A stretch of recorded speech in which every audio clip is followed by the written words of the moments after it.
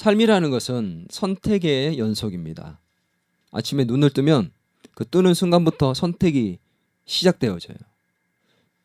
바로 일어날까? 조금 더 잘까? 바로 나는 그때부터 선택을 하기 위해서 고민하기 시작합니다. 그렇죠? 기도하고 일어날까? 바로 일어날까? 일어나서도 큐티를 하고 시작할까? 하루를. 아니면 그냥 바로 바쁜데 바로 시작할까? 오늘 학교는 또 회사는 밥을 먹고 갈까? 그냥 갈까? 직장에 가서는 학교에 가서는 기도를 하고 시작할까? 바로 시작할까? 사람들과 함께 밥을 먹을 때 식사 기도 때 사람들 앞에서 식사 기도를 하고 먹을지 그냥 먹을지, 밤에는 야식을 먹을지 말지, 잠자기 전에 내가 핸드폰을 볼 것인지 기도를 할 것인지 말씀을 볼 것인지, 모든 것이 눈 뜨는 순간부터 잠드는 그 순간까지 나의 선택으로 내 삶이 이어지고 있어요. 솔직히 그래요. 내가 선택하는 것들이에요. 죄를 짓는 것도 짓지 않는 것도 다 나의 선택입니다. 맞아요, 안 맞아요?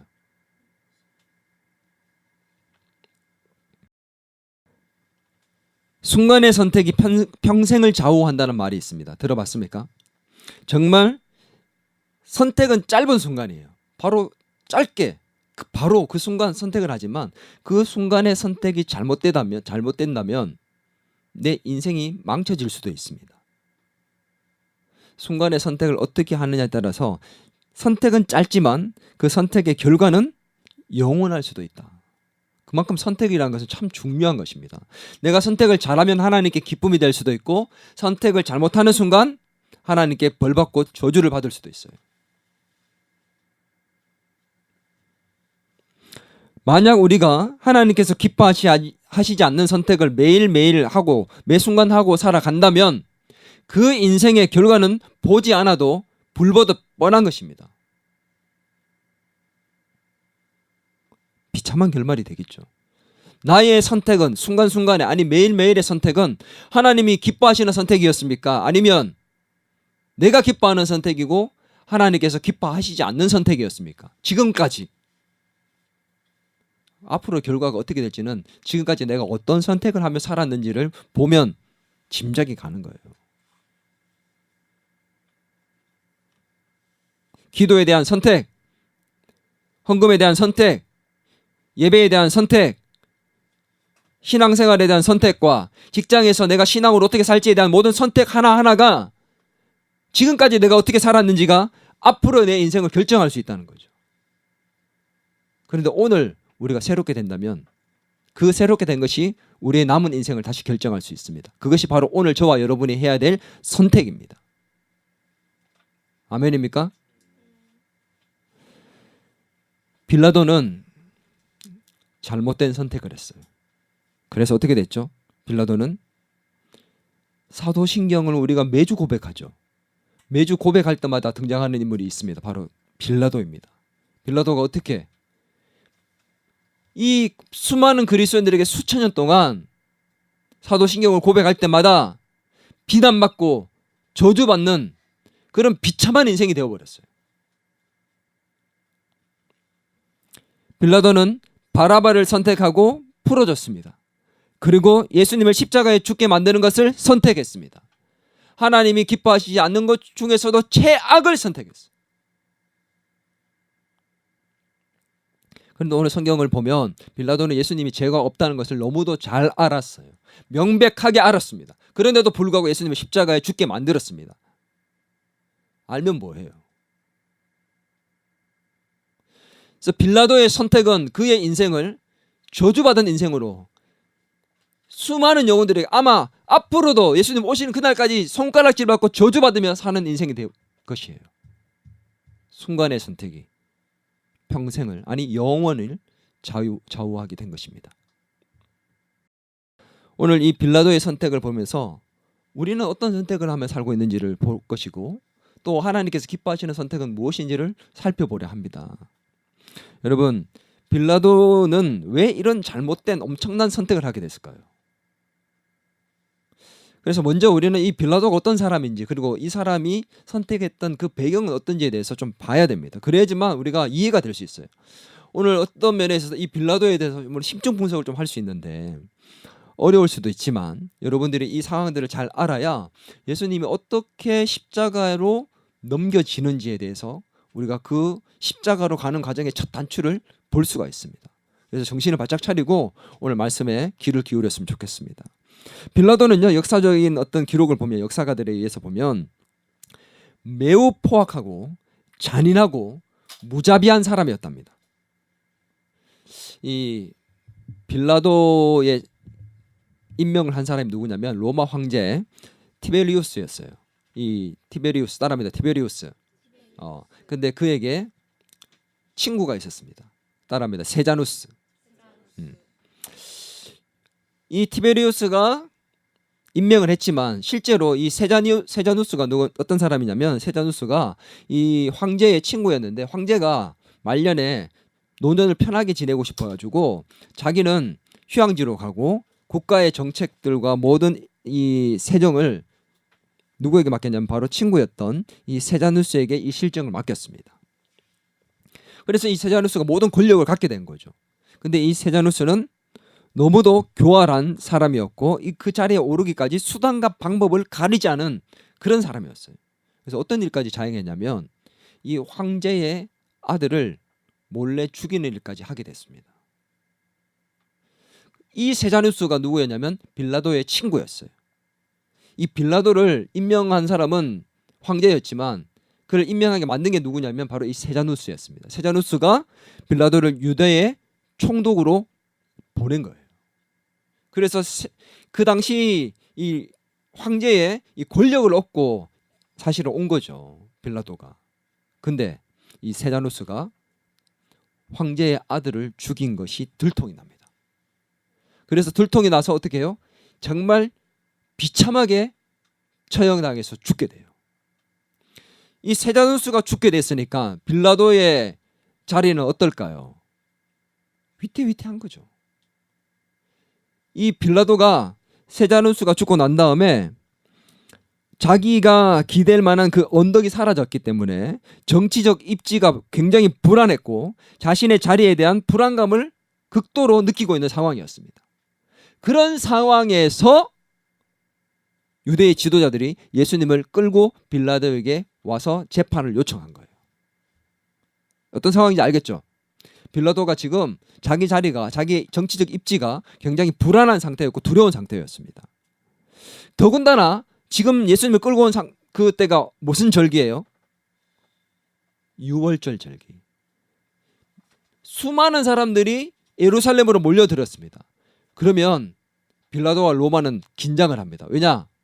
로마 식민지로부터 벗어나기 위해서 수많은 사람들이 몰려 있을 때 거기에서 밀란을 일으킬 수 있기 때문에, 반역을 일으킬 수 있기 때문에 유월절 절기가 될 때마다 빌라도는 긴장을 했어요.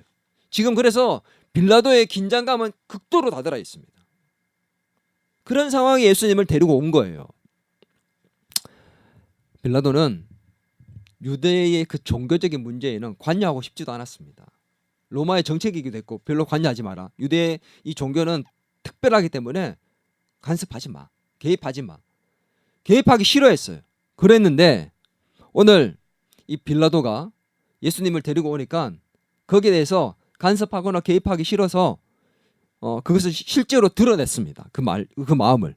요한복음 18장 31절입니다. 요한복음 말씀을 이 오늘 말씀은, 마가복음 말씀은 요한복음과 누가복음, 마태복음을 같이 봐야지만 모든 게 이해가 돼요. 그래서 왔다 갔다 하면서 볼 거예요.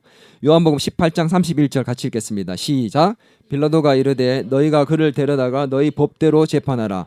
유대인들이 이르되 우리에게는 사람을 죽이는 권한이 없나이다 하니, 빌라도가 뭐라고요? 너희가 데려가서 너희 그 종교적인 법대로 해라. 나 관여하기 싫다. 그렇게 얘기를 합니다. 데려가라고 얘기해요. 예수님께서 겟세마네 기도 동산에서 잡히셔서 빌라도에게 넘어가서 재판을 받으셨잖아요. 근데 보세요. 예수님이 십자가에 넘겨지기 전까지 재판을 몇 번 한 줄 아세요? 6번을 합니다. 겟세마네 동산에 잡히셔서 바로 가는 데가 어디냐면 전직 대제사장이었던 안나스라는 그 대제사장에게 가서 재판을 받고, 그 다음에 가야바 대제사장에게 가서 사내들인 공회와 함께 또 재판을 받고, 마지막으로 사내들인 공회에서 최종 이제 신성 모독죄로 판결이 나서 거기에서 이제 누구에게로 넘어가냐면 빌라도에게로 넘어갑니다. 빌라도에게 넘어가서 빌라도가 재판을 해야 되는데, 빌라도가 하다가 죄가 없다고 생각하고 계속해서 풀어주려고 했는데 못 풀어주니까 헤롯 왕에게로 보내서 재판을 받게 해요. 헤롯 왕도 거기에서 재판을 판결을 못하고 다시 빌라도에게 보냅니다. 이렇게 6번의 재판을 받게 됩니다. 이 기간이 얼마나 걸렸을까요? 24시간도 안 걸렸어요. 밤에 잡히셔가지고 목요일날 잡히셔서 그 다음날 금요일날 십자가에 처형당해서 돌아가셨잖아. 근데 그 돌아가시기 전까지 그 하루 동안에 재판을 6번이나 받으시고 채찍 받으시고 골고다의 길을 걸어가시면서 고난을 받으시고 십자가에서 못 박혀 죽기까지 바로 하루밖에 안 걸렸다는 거예요. 하루 만에 속전속결로 예수님 십자가에 죽으셨다는 거예요. 잡히자마자 하루 만에.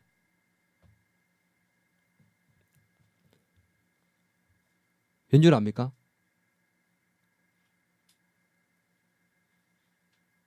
금요일 다음 날은 무슨 날이죠? 그 토요일이라고 얘기하면 안 되고 안식일이에요. 안식일이 오면 사형을 집행할 수가 없어. 그래서 빨리 처결을 하기 위해서, 그리고 또 넘어가면 예수님을 따르던 사람들이 또다시 반란을 일으킬 수 있기 때문에 빨리 속전속결로 일을 처리해야 되기 때문에 불법으로 재판을 하고 불법으로 넘겨서 거짓말로 고발을 하고, 그렇게 해서 빠른 시간 가운데 예수님을 바로 십자가에 죽게 만들어 버렸던 겁니다. 빌라도는 너무도 잘 알았어요. 예수님이 십자가에 죽을 만한 죄가 없다는 것을. 근데 중요한 것은 대제사장들과 공회가 예수님을 빌라도에게 끌고 갔잖아요. 죽여달라고.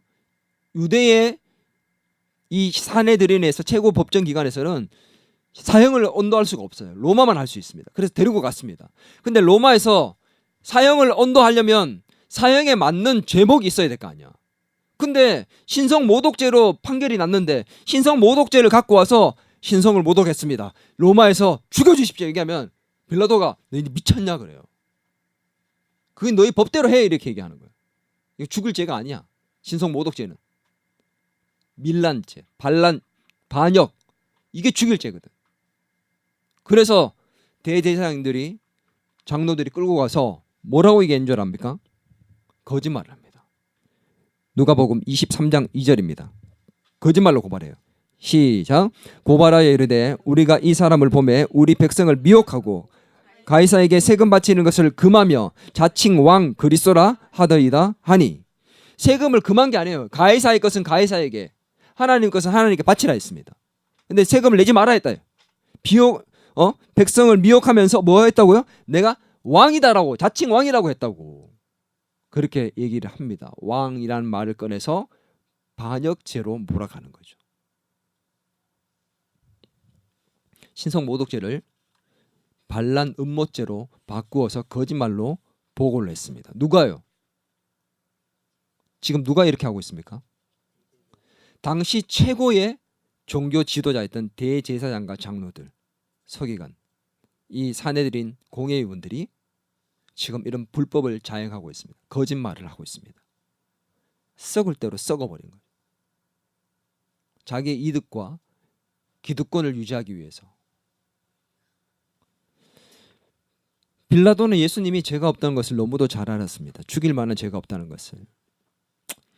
그 가장 심각한 제목이 되기 위해서는, 이 반역의 죄가 되기 위해서는 뭐가 성립이 돼야 돼요? 그들이 고발했던 것 중에 왕이다라고 얘기하는 말. 이게 정말 사실이면 예수님은 반역죄가 성립이 되거든요.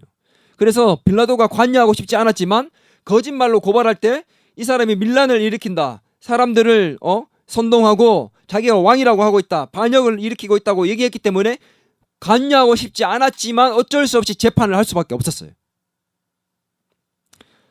그래서 이제 재판을 하기 시작하는데 거기에서 가장 중요한 것을 질문합니다. 빌라도가 다른 건 모르겠고 너희들 고발하는 거 그래 알겠는데 내가 이거 하나 물어봐야 되겠다. 그리고 예수님께 물은 게 있습니다. 15장 2절입니다. 마가복음 15장 2절 시작. 빌라도가 묻되 내가 유대인의 왕이냐? 예수께서 대답하여 이르시되 내 말이 옳도다 하시매. 특이한 게 있어요. 이 빌라도가 예수님께 뭐라고 물었다고요? 내가 유대인의 왕이냐 이렇게 물었습니다. 이 유대인의 왕이란 말은 이 표현은 복음서에서 빌라도가 처음으로 씁니다. 예수님도 쓴 적이 없어요. 종교 지도자들도 유대인의 왕이라고 표현하지 않습니다. 뭐라고 했어요? 자칭 왕이라고 했습니다. 유대인들은 오실 메시아를 왕으로 표현한 적이 없어요. 오실 메시아에 대해서 기대하면서 기다리면서 뭐라고 했냐? 그분을 바로 그리스도라고 표현했지 왕이라고 얘기하지. 자칭 왕입니다. 그래서 뭐예요? 자칭 왕 그리스도라고 합니다. 라고 얘기했다는 거예요. 근데 빌라도는 뭐라고 얘기하고 있어요? 네가 유대인의 왕이냐 이렇게 묻습니다. 자칭 왕 그리스도 이건 아무 의미가 없다는 거죠. 네가 진짜 유대인의 왕이 되려고 반역죄를 이끌고 있느냐? 네가 진짜 반역을 일으키기 위해서 유대인의 왕이 되려고 하고 있느냐라고 묻는 게 유대인의 왕이냐라고 묻는 거예요. 종교 지도자들은 자칭 그리스도, 자칭 왕 그리스도라고 얘기했지만 빌라도는 그게 중요한 게 아니었습니다. 뭐라고요? 네가 진짜 반역하려고, 네가 진짜 유대인의 왕이 되려고 그렇게 한 거 맞아? 이렇게 묻고 있는 거예요. 그랬더니 예수님 뭐라고 대답했다고요? 뭐라고 대답했대요? 내 말이 옳도다. 맞다고 했어요. 그리고는 다른 고발들에 대해서는 예수님은 침묵해 버리셨습니다. 그러면 어떻게 되는 거예요? 반역죄가 성립되는 거 아닙니까? 빌라도의 그 무릎에 내 말이 옳다다 했으면 반역죄가 성립되는 거 맞아요, 안 맞아요? 만든 거예요. 근데 이상하죠. 예수님이 이렇게 대답했는데 빌라도는 그 다음에 보면 뭐라고 얘기한 줄 압니까? 내가 보니 이 사람은 죄가 없다 해버려요. 진짜 뭔가 이상하지 않아요? 예수님께 네가 유대의 왕이 되기 위해서 반역을 일으키기 위해 선동을 하고 돌아다니는 게 맞냐고 물었더니 예수님이 네 말이 옳다 이렇게 얘기해버렸습니다. 근데 그 다음에는 보면 빌라도가 사람들 앞에 나와서 이 사람은 보니까 죄가 없어 이렇게 얘기해버립니다. 이게 말이 안 되는 재판이에요. 이 내용을 왜 이렇게 빌라도가 인정했음에도 불구하고 죄가 없다라고 얘기했는가에 대해서 알기 위해서는 생략된 내용이 있는데 그걸 볼 수 있어야 돼요. 그 생략된 내용이 어디냐면 요한복음이 나옵니다. 요한복음 18장 36절 같이 한번 읽어보겠습니다. 중요한 구절입니다. 18장 36절입니다. 시작. 예수께서 대답하시되 내 나라는 이 세상에 속한 것이 아니니라. 만일 내 나라가 이 세상에 속한 것이었다면 내 종들이 싸워 나로 유대인들에게 넘겨지지 않게 하였으리라. 이제 내 나라는 여기에 속한 것이 아니니라. 빌라도의 대답에 바로 그냥 내 말이 옳다라고 얘기한 게 아니었어요. 무슨 말을 했다고요? 내가 말하는 나라는 이 땅에 있는 나라가 아니다라고 얘기를 합니다. 저 하늘에 속한 나라다. 하나님의 나라다. 그 나라의 왕이라고 얘기하는 거다.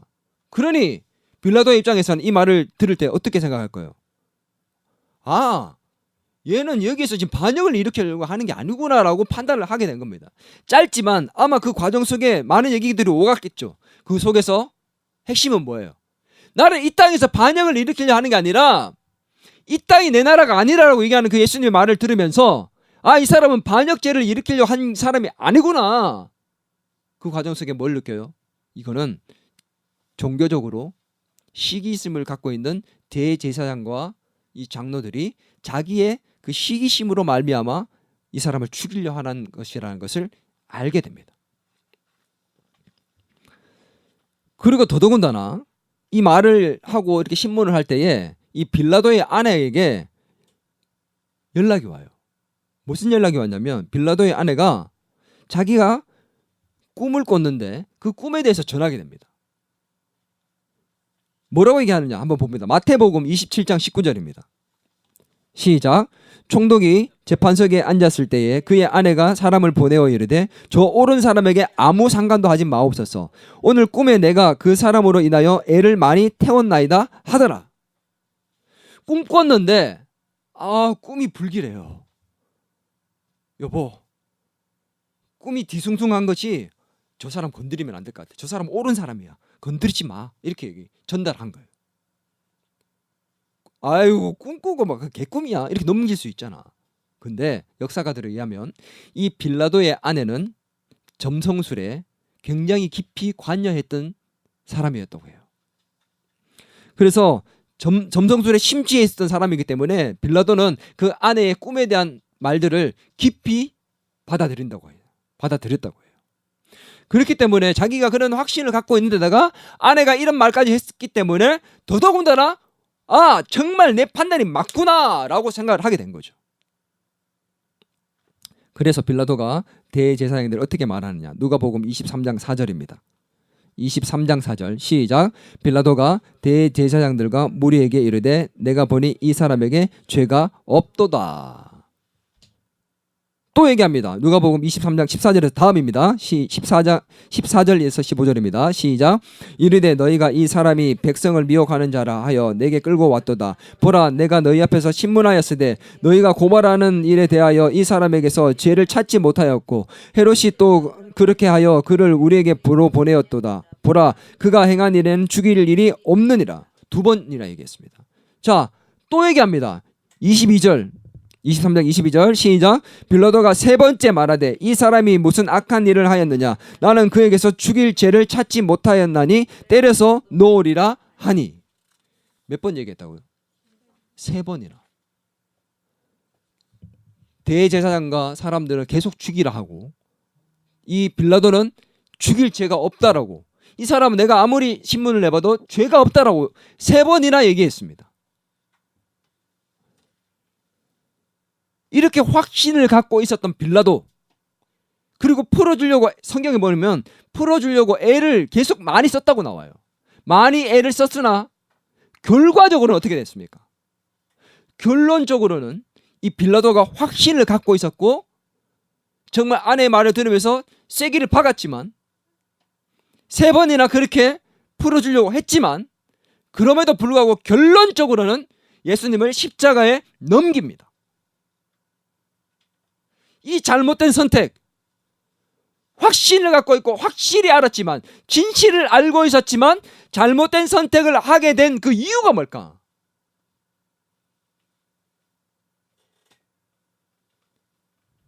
그냥 우리는 백성들이 막 밀란이 일어날 것 같으니까 사람들의 말을 들어주려고 어쩔 수 없이 한 것, 이 정도로만 알고 있죠. 결정적인 사건이 있었습니다.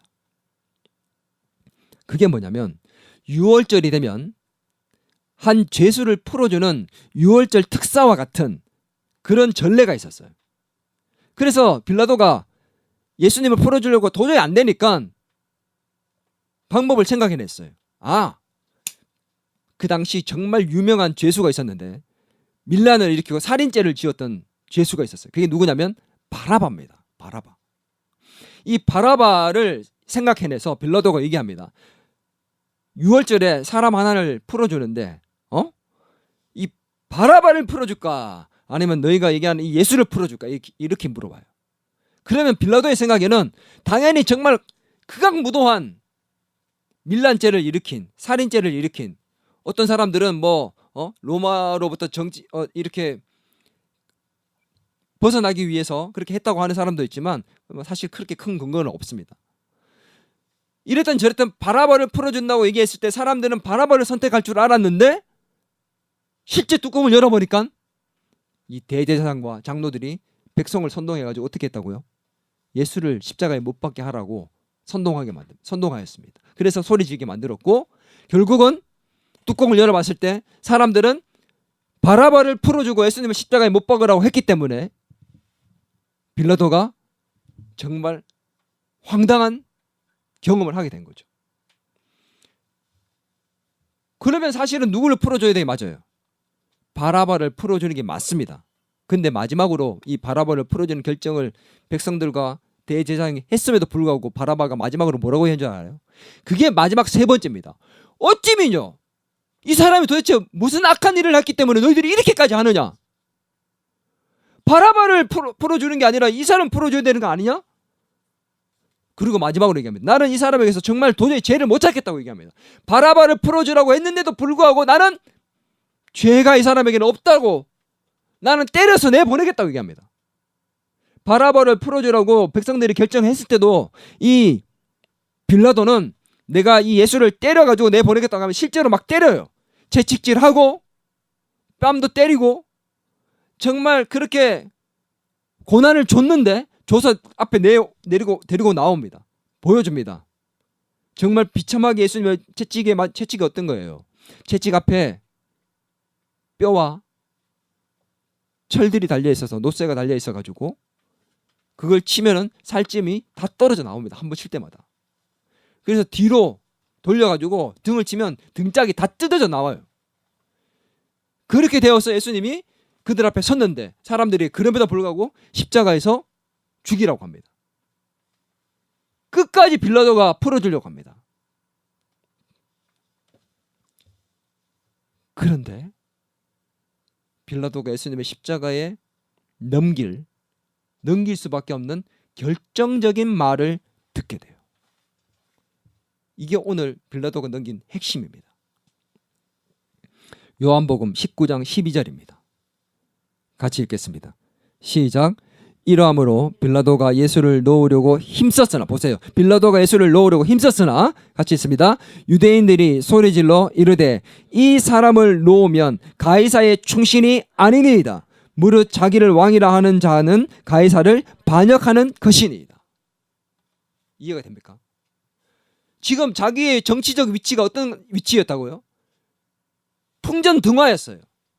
자기의 정말 기댈 언덕이었던 세자누스가 죽고 난 다음에 내가 이 유대 총독으로부터 자리에서 쫓겨날 정치적 기반이 사라져 버렸고, 자기의 입지가 약해졌고, 자기의 자리가 사라질 위기에 처해 있었는데 백성들에게서 어떤 얘기를 듣습니까? 당신이 만약에 예수를 풀어주면 반역자를 풀어준 거기 때문에 가이사의 충신이 아니다 라고 얘기를 해버리니까 빌라도가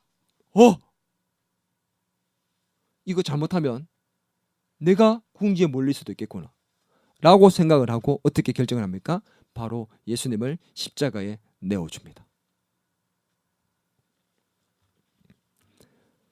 황제의 반역을 한 예수를 풀어주면 황제의 충신이 아니다라는 군중의 소리를 들은 것입니다. 누구의 소리요? 군중의 소리, 사람의 소리. 그렇게 예수를 놓아주려고 애를 썼고 예수님이 죄가 없다는 것을 알았지만 결국은 무리의 소리에 무릎을 꿇습니다. 진실을 알았지만 잘못된 선택을 했습니다. 나의 입지와 나의 자리를 위해서 잘못된 선택을 했습니다. 내가 누리고 있는 것을 지키기 위해서, 내 자리를 지키기 위해서 잘못된 선택을 했습니다. 하나님의 소리가 아닌 사람의 소리에 귀를 기울였기에 잘못된 선택을 했습니다. 그래서 어떻게 해요? 그는 비참한 결말을 맞이합니다. 하늘을 찌르는 권세를 가지고 있던 빌라도는 결국 생을 자살로 마감해요. 그리고 영원히 모든 그리스도인에게 손가락질과 비난받고 저주받고 있습니다. 여러분, 이게 예수님이 십자가에 넘겨지는 과정이었습니다. 예수님은요, 이 과정들 속에서, 이 불법이 자행되고 있는 과정들 속에서 십자가에 넘겨지셨어요. 누구 때문에요? 저와 여러분 때문에.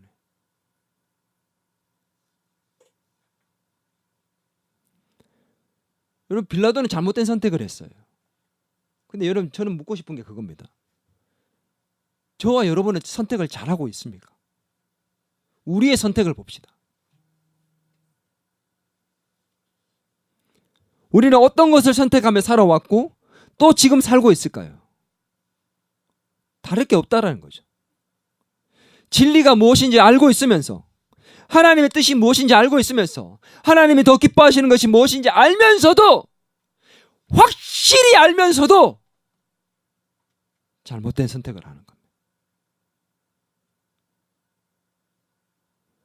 죄를 지으면 안 되는 것을 알면서도 죄를 짓습니다.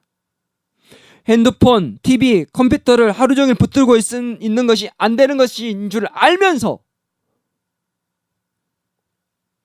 붙들고 있고, 남을 헐뜯고 뒷담화하고 욕하는 것을 하면 안 되는 것을 알면서도 그렇게 하고 있고, 거짓말하면 안 되는 것을 알면서도 거짓말하고 있고, 예배를 정말 집중해서 잘 드려야 되는데 졸면 안 되는 것을 알면서도 졸고, 예배 준비가 엉망이고, 알면서도 기도하지 않고, 알면서도 말씀 보지 않고, 큐티하지 않고, 알면서도 안 하는 것. 왜요? 내 쾌락을 누리고 싶고, 내 자유를 누리고 싶고, 지키고 싶으니까. 뭐가 다릅니까?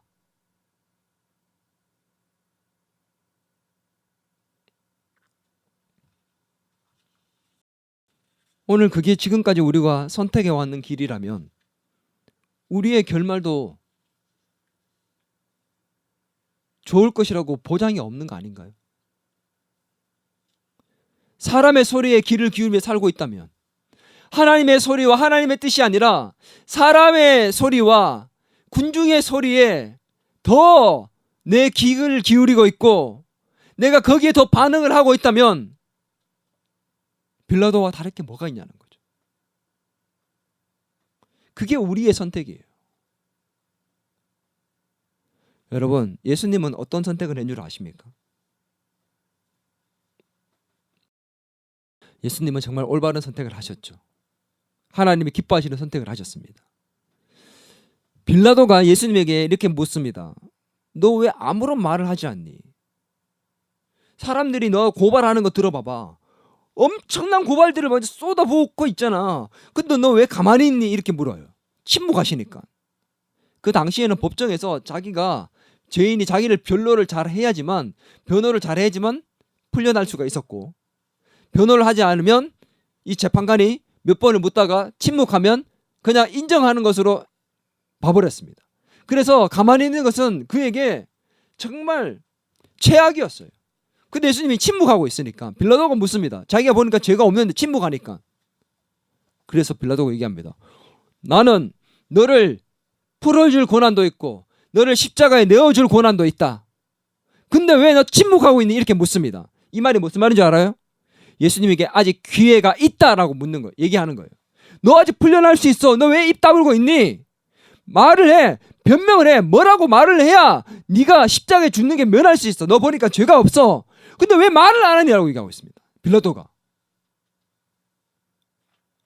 뭐가 있는 거예요? 기회가 있었어요.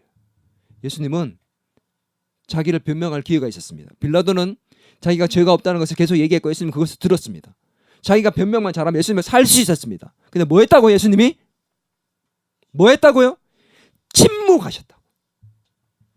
예수님의 침묵은 자포자기의 침묵이 아니에요. 아, 끝났다. 나 아무리 얘기해도 끝이구나. 나 더 이상 얘기해봐야 소용이 없구나.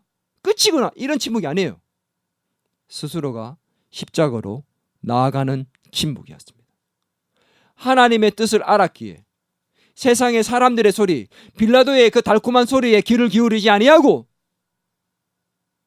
변명하면 살 수 있지만, 자기를 변호하면 살 수 있지만 변호하지 아니하고 하나님의 뜻이 십자가에 자기가 나아가는 것이었기 때문에 침묵으로 하나님의 뜻을 따르고 있는 예수님의 선택이었습니다.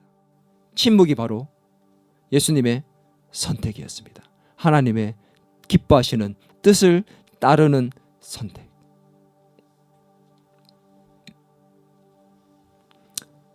여러분, 하나님의 뜻을 알면서도 모른 척 무시하며 내가 더 가지고 더 누리고 싶어서 그렇게 살아왔다면 잘못된 선택을 하며 살아왔던 것입니다. 이제 우리는 예수님처럼 하나님 앞에서 하나님께서 기뻐하시는 것을 선택할 수 있는 하나님의 자녀가 되어야 될 줄 믿습니다. 하나님 앞에 설 때 부끄럽지 않기를 바랍니다. 저는 오늘 이 설교를 준비하면서 시 한 편이 떠올랐습니다.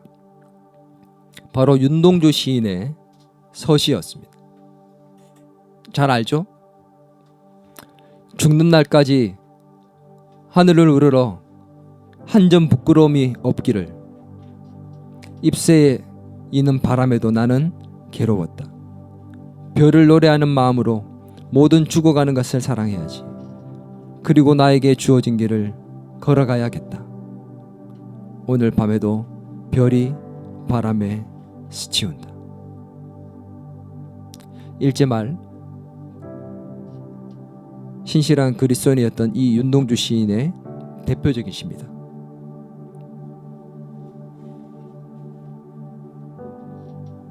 단순하게 잘 살아야 되겠다는 얘기가 아니에요. 하나님의 뜻이라면 아무리 힘들고 괴로운 길이라도, 내 삶에 고통이 주어지고 희생과 손해가 온다 할지라도 마땅히 그것을 감당하며 하나님 앞에서 부끄럽지 않는 사람이 되어 그 길을 걸어가겠다. 나에게 주어진 그 길을 걸어가야겠다. 나에게 주어진 그 길을 걸어가야겠다. 죽는 날까지 하늘을 우러러 한 점 부끄럼 없기를 바랬던 그 윤동주 시인의 그 고백, 저와 여러분의 고백이 될 수 있기를 바랍니다. 하나님 앞에서 정말 한 점 부끄럼 없이 살고 주님 앞에 설 수 있기를 바랍니다. 우리 더 기쁨의 교회는 하나님께서 기뻐하시는 것을 선택하며 살아가는 예수님의 제자를 세워가는 그런 교회입니다. 오늘 어제보다 오늘 한 걸음만 더 예수님께서 기뻐하시는 것을 선택하며 살 수 있는 저와 여러분이 되었으면 좋겠습니다. 그렇게 매일 한 걸음씩만 하나님께서 기뻐하시는 것을 선택하며 살아간다면 우리는 예수님을 날마다 더 닮아가며 정말 하나님께 큰 기쁨이 되어 이 시대에 하나님께 쓰임받는 주님의 자녀가 될 줄 믿습니다. 나의 오늘의 선택이 앞으로 여러분의 미래를 결정합니다. 여러분, 오늘 무엇을 선택하시겠습니까?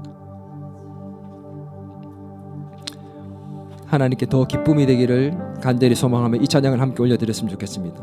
우리 교회 주제 찬양이죠. 주님 나를 만져 주옵소서. 나의 영혼을 어루만지셔서 주님을 온 마음으로 예배하게 하시며 성령의 담비를 부어주셔서 새롭게 하셔서 우리 모두가 주님께 정말 기쁨이 되고 더 큰 기쁨이 되는 삶을 살게 도와달라는 그런 간절한 마음으로, 기도하는 마음으로 이 찬양을 함께 올려드리기를 소망합니다.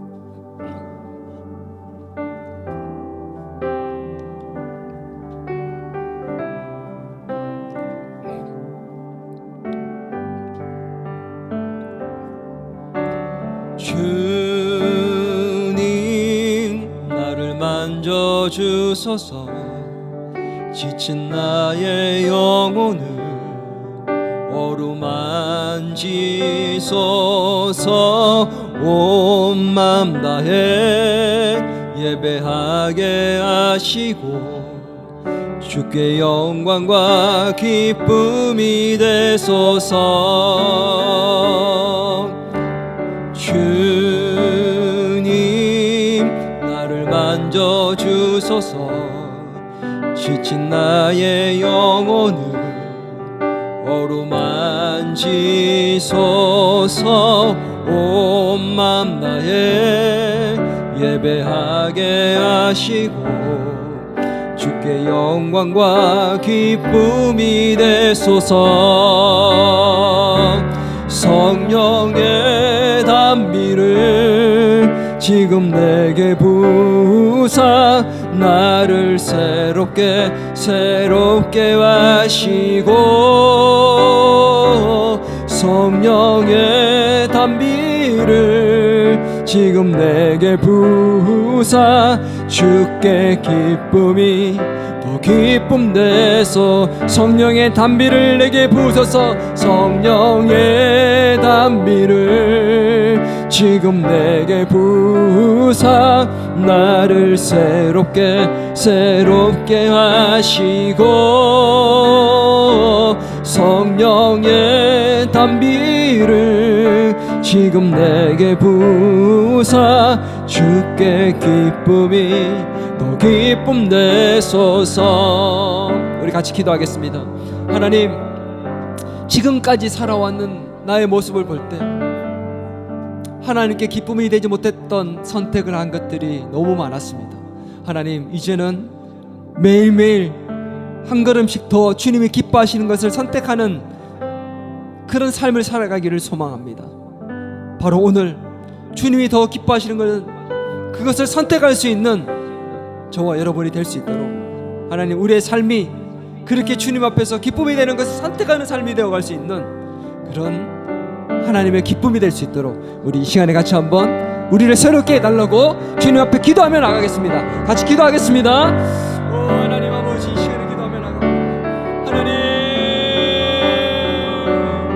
하나님, 우리의 선택이, 오늘의 나의 선택이 나의 미래를 결정하는 것인데, 하나님, 나는 오늘 무엇을 선택하며 살고 있습니까? 지금까지 나는 무엇을 선택하며 살아왔습니까? 하나님, 내가 하나님 순간순간 선택해왔던 것들이 하나님의 기쁨이 아니라 나의 기쁨과 나의 유익을 위한 것들이었다면 주님이 용서하여 주시옵소서. 하나님 아버지, 하나님 아버지, 우리를 불쌍히 여겨 주시옵소서. 하나님, 오늘 주님의 기쁨이 되기 위하여 하나님 선택하는 자들이 되게 도와주옵소서. 오늘 한 걸음 한 걸음 주님이 기뻐하시는 걸음을 걸어갈 수 있도록 도와주시옵소서. 우리를 새롭게 하여 주셔서 주님께 더 기쁨이 되게 도와주옵소서. 하나님, 성령께 소리를 어루만지셔서 주님의 기쁨 되기를 간절히 소망합니다. 하나님, 우리의 마음을 다스려 주시고 우리의 생각을 주장하여 주셔서 오늘 우리가 하나님 깨어나 선택하며 살아가는 모든 것들이 하나님의 기쁨이 될 수 있기를 간절히 소망합니다. 우리는 약합니다. 우리는 부족합니다. 그래서 나의 기쁨을 선택하며 나를 위해서 살아가는 것들이 너무나 많이 있습니다. 주님, 이제는 변화되기를 원합니다. 나의 것을 지키기 위해서가 아니라 주님을 위해서 기꺼이 희생할 수 있는 것들을 선택할 수 있는 자들이 되게 도와주옵소서. 주님, 도와주옵소서. 성령의 단비를 지금 내게 부사 나를 새롭게 하시고, 성령의 단비를 지금 내게 부사 난 기쁨이 더 기쁨 내소서. 하나님 아버지, 감사합니다. 오늘 말씀을 통해서 우리가 어떻게 살아왔는지를 돌아보고 이제 앞으로 우리가 어떻게 살아가야 할지를 결단하게 하신 것을 감사합니다. 하나님, 나의 기쁨이 아닌 주님의 기쁨을 위하여 선택하는 자들이 되게 도와주옵소서. 설령 고난과 고통과 희생과 손해가 있다 할지라도 하나님 앞에서 한 점 부끄럼 없기를 소망하며 정말 그 길을 의연히 걸어갈 수 있는 저와 우리 더 기쁨의 모든 성도들이 될 수 있도록 주님 은혜를 허락하여 주옵소서. 이 시간 결심하고 결단합니다. 그럼에도 불구하고 또 무너지겠지만 그때마다 다시 일어나 주님의 기쁨을 선택할 수 있는, 그래서 우리의 미래가 주님의 기쁨이 될 수 있는, 하나님께 쓰임받을 수 있는 영광된 인생이 될 수 있는 우리 모두가 되게 도와주시옵소서. 오늘 우리의 선택이 주님의 기쁨 되기를 소망하며 예수님의 이름으로 기도드리옵나이다. 이제는 우리 주 예수 그리스도의 은혜와 하나님 아버지의 크신 사랑과 성령님의 감화 감동 위로 교제 충만하심의 역사가 오늘 매 순간의 선택이 하나님의 기쁨이 되어 우리의 남은 인생이 하나님의 영광과 기쁨으로 가득 찬 인생 되기를 소망하는 더 기쁨의 교회 모든 성도들과 교회와 이 나라와 이 민족 위에 이제로부터 영원토록 함께 하시길 간절히 축원하옵나이다.